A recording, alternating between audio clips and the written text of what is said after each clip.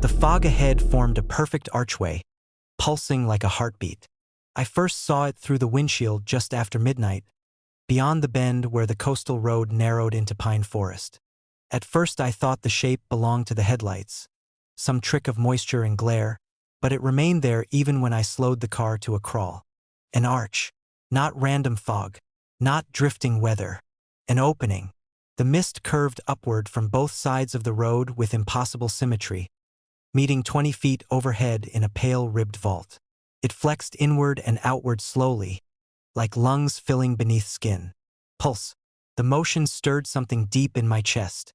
For one strange second, my own heartbeat aligned with it exactly. Then it slipped out of rhythm. My pulse continued. The archway waited half a beat longer. I remember gripping the steering wheel harder after that. The leather felt damp, though my hands were cold. The road to Blackwater Point had always been isolated.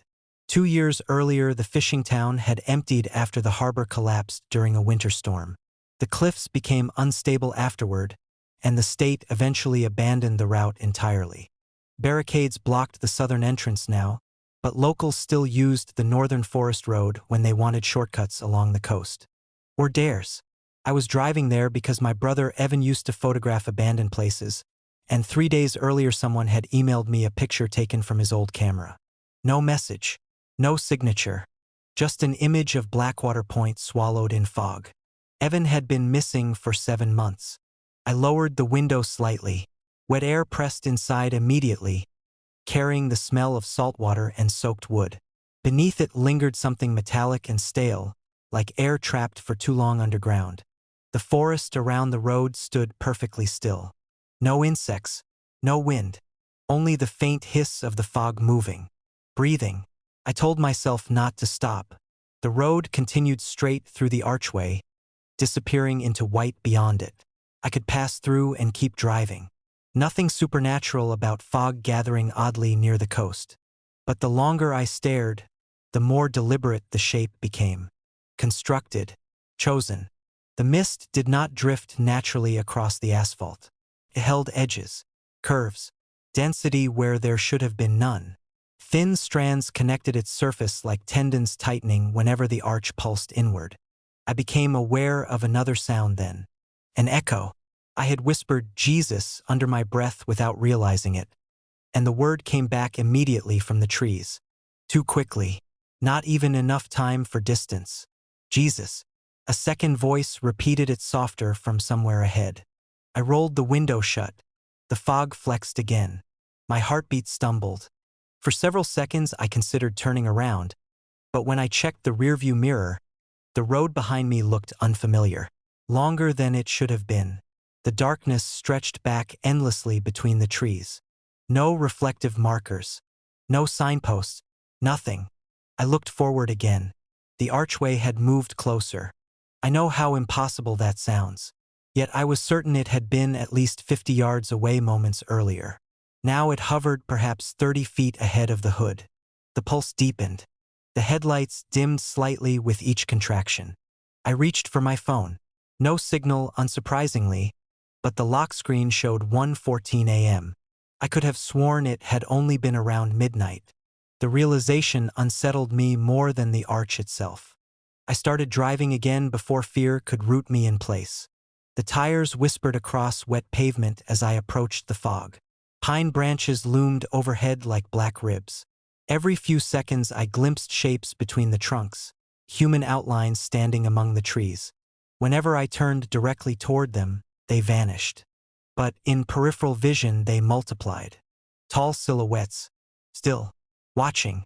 The closer I came to the archway, the quieter the engine sounded, as though the fog absorbed noise before it could fully exist. Even the hum of the tires became muffled. Pressure built inside my ears. Pulse, pulse, pulse.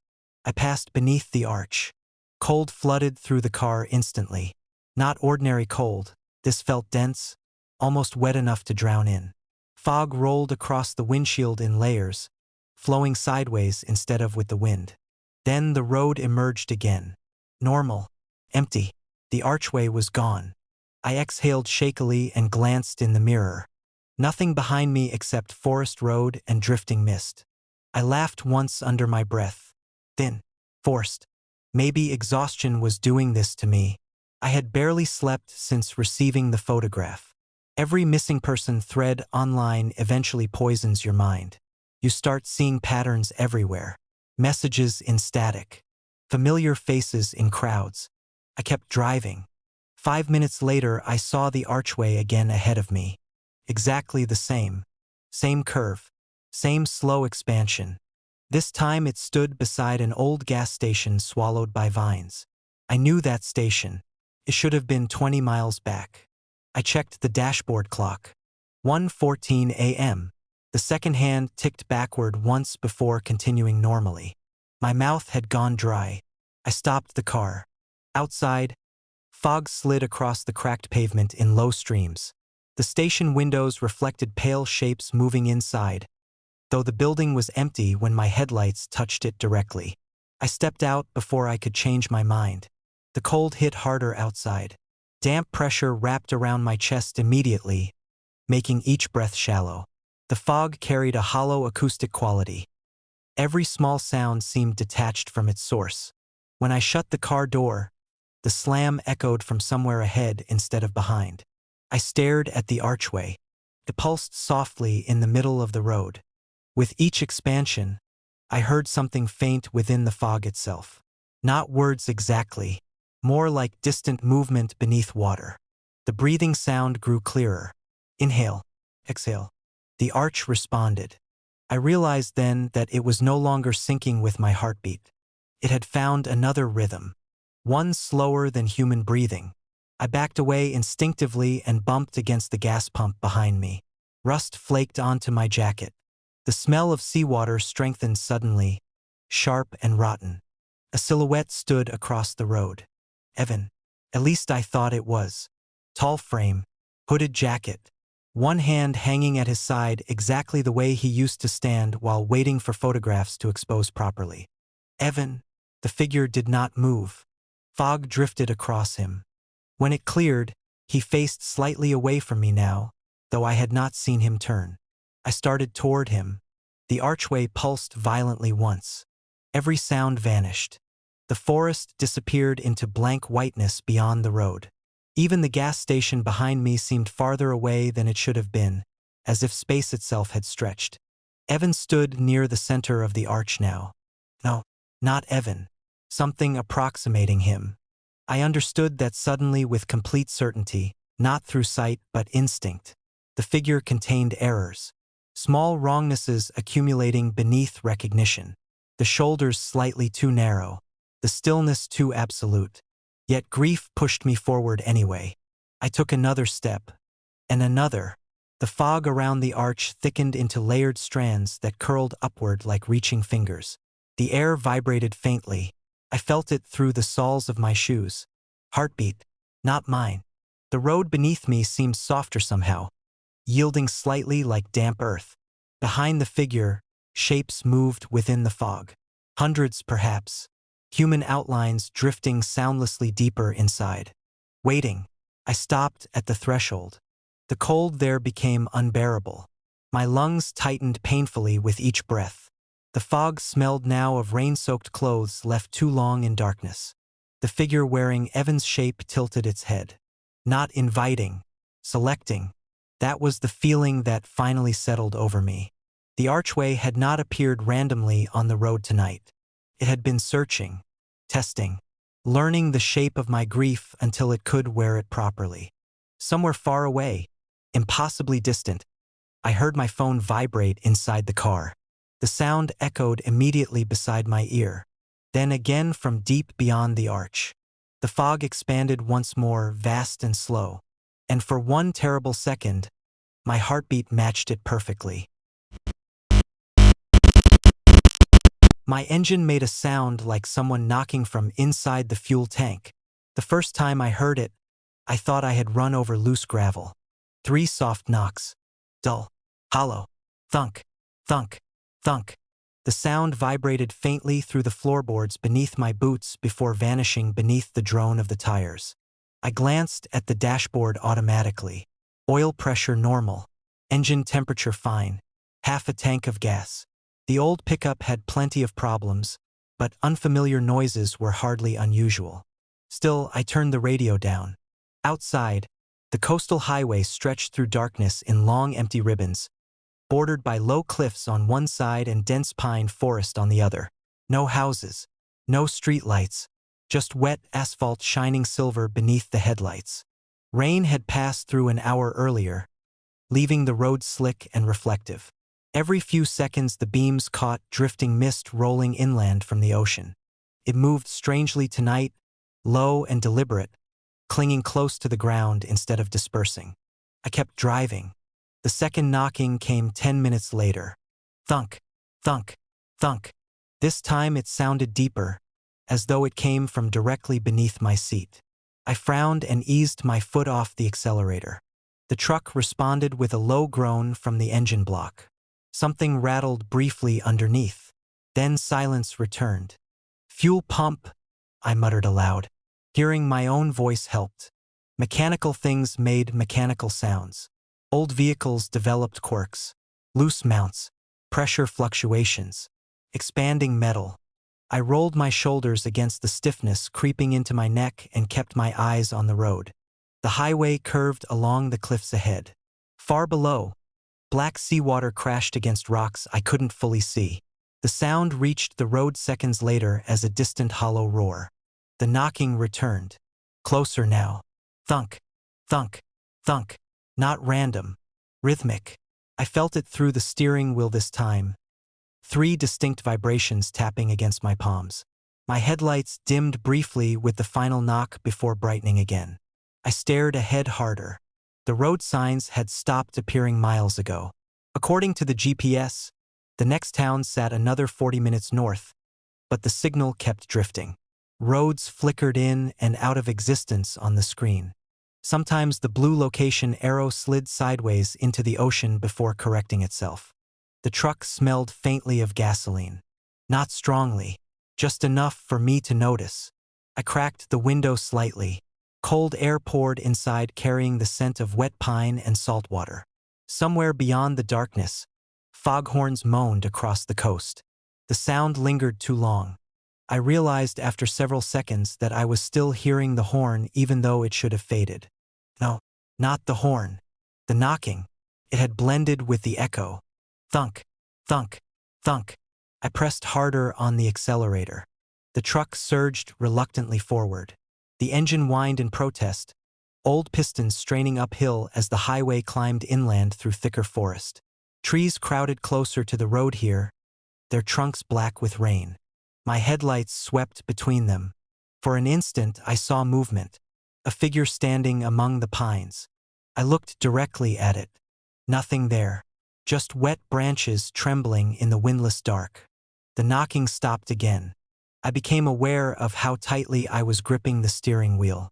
My fingers hurt. The vibration from the road traveled up through the column into my wrists in a steady electric hum.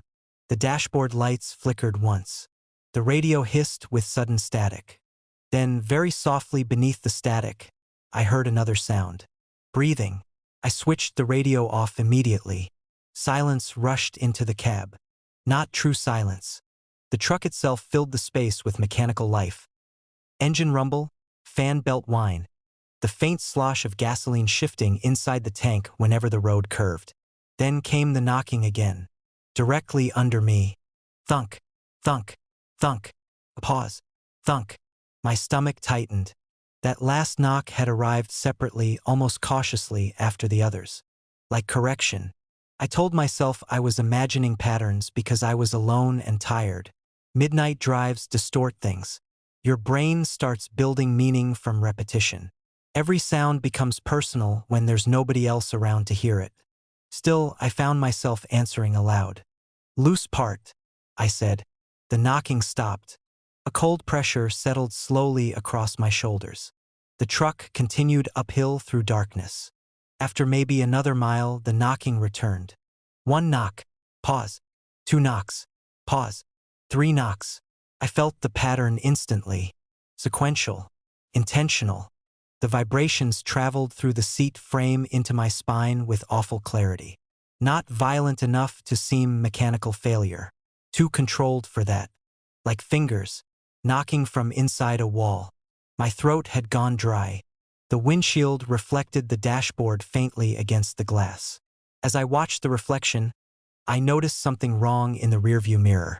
At first I thought it was just shadow distortion from the passing trees. Then I realized the back seat looked occupied. Someone sat directly behind me. I jerked around. Nothing. Old blankets. Toolbox. Empty coffee thermos rolling against the floor mat. When I faced forward again, the truck drifted partially across the center line before I corrected it. My pulse hammered painfully now. The knocking resumed immediately. Fast. Urgent. Thunk, thunk, thunk. Thunk, thunk, thunk. The headlights dimmed harder this time, briefly reducing the forest ahead to smeared gray shapes. During that second of near darkness, I saw silhouettes standing between the trees on both sides of the road. Dozens of them. Tall. Motionless. The lights brightened again. The woods were empty. I reached for my phone. No signal. The screen displayed 12:43 a.m. A second later it flickered to 2:11 a.m. Then blacked out completely. The truck lurched beneath me. The engine coughed once, violently enough to shake the steering column. The gasoline smell thickened instantly. I swore and eased onto the shoulder. Gravel crunched beneath the tires. The truck idled rough but steady once I stopped. Steam drifted faintly from the hood into the cold night air. I sat motionless for several seconds listening. No insects outside. No wind. Only distant ocean surf and the soft metallic ticking of cooling engine parts. Then, thunk, directly beneath my feet. I flinched hard enough to hit the door. Another knock answered from farther back beneath the truck bed. Thunk, thunk. The sounds moved through the chassis. Traveling. I shut the engine off. The rumbling died reluctantly, fading into sudden oppressive quiet. For a moment nothing happened. Then the knocking continued anyway. 3 slow knocks from inside the fuel tank. I stared downward. The metal floor beneath the driver's seat trembled gently after each impact. Thunk, thunk, thunk. A liquid sloshing sound followed, but wrong somehow, too heavy, too delayed. As though something inside the tank shifted weight after moving. My breathing had become shallow. I leaned carefully toward the passenger window and looked beneath the truck using the side mirror. Darkness. Dripping rainwater.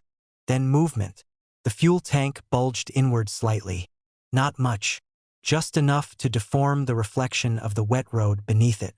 A shape pressing from inside. I scrambled for the keys and turned the ignition hard. The engine hesitated. The knocking stopped instantly. For one hopeful second, I thought restarting the truck had somehow broken the illusion forming in my head. Then the engine turned over, and another sound answered from deep within the vehicle. Not mechanical, not metallic, a low exhale. The steering wheel vibrated beneath my hands in uneven pulses. The dashboard lights flickered dim amber. Across the windshield, my reflection stared back pale and distorted. Something moved behind it, not in the truck.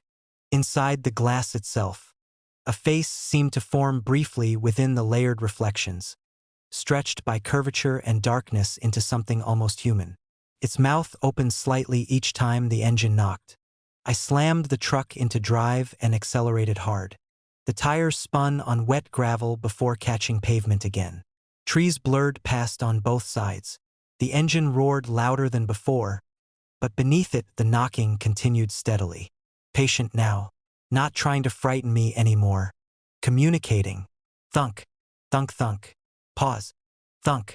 The rhythm repeated until I realized with growing horror that it matched the cadence of my own breathing. I tried changing mine. The knocking adjusted instantly. My chest tightened. The headlights dimmed once more, and this time they stayed weak. Pale yellow tunnels cutting through thickening fog ahead. The road no longer looked familiar. The cliffs had vanished. So had the forest. Only darkness remained beyond the beams. The fuel gauge needle slowly lowered toward empty. Half tank. Quarter. Yet the truck kept accelerating. The engine sounded healthier now than it had in years. alive. Vibrations pulsed upward through the steering wheel in warm, steady waves, almost like circulation. The cab itself seemed to breathe around me, metal expanding softly, plastic creaking with slow organic rhythm. Behind me, from somewhere beneath the truck bed, came one final knock. Gentle, reassuring, like something settling comfortably into place.